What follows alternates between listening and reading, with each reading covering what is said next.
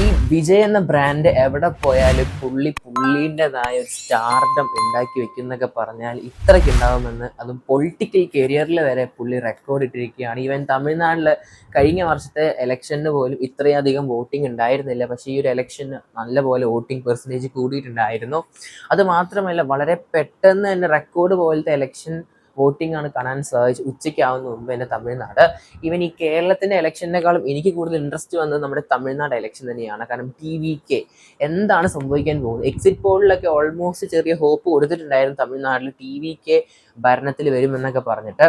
ഇനി അങ്ങനെ ആ ദിവസമായിരിക്കുകയാണ്. ഓൾമോസ്റ്റ് 3:30 അല്ലെങ്കിൽ 3:15 നമുക്ക് ഓൾമോസ്റ്റ് മനസ്സിലായി തുടങ്ങിയിട്ടുണ്ട് എന്തൊക്കെയാണ് നടക്കുന്നതെന്ന്.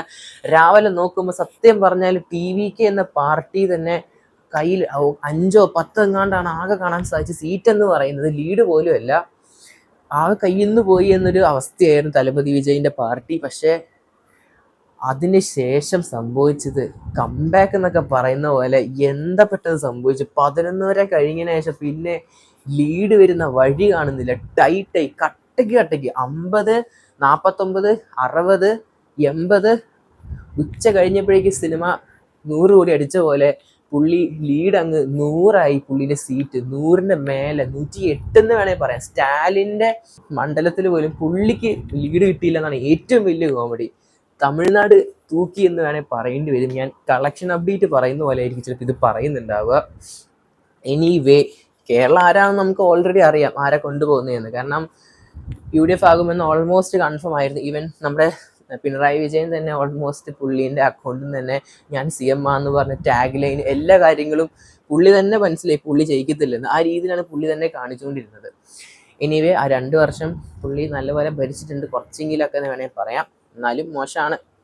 ഇനി UDF ആണ് വരാൻ പോകുന്നത്. ഈവൻ UDFൻ്റെ ഈ പ്രസ് മീറ്റിൽ സംസാരിക്കുന്നുണ്ടെങ്കിൽ ചിരി വരും. അതുകൊണ്ട് TVK ആണ് നമ്മുടെ ടോപ്പിക്ക്.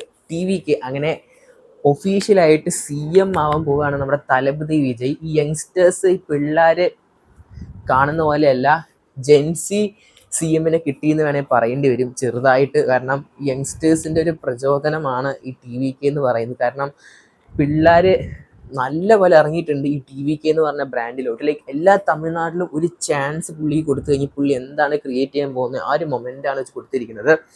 ഇനിയുള്ള 5 വർഷം TVK ഭരിക്കാൻ പോവുകയാണ്. അത് മാത്രമല്ല, ഇന്നൊരു സ്പെഷ്യൽ ഡേയും കൂടിയാണെന്ന്. തൃശ്ശ ചേച്ചീൻ്റെ ബർത്ത്ഡേ ആണ്.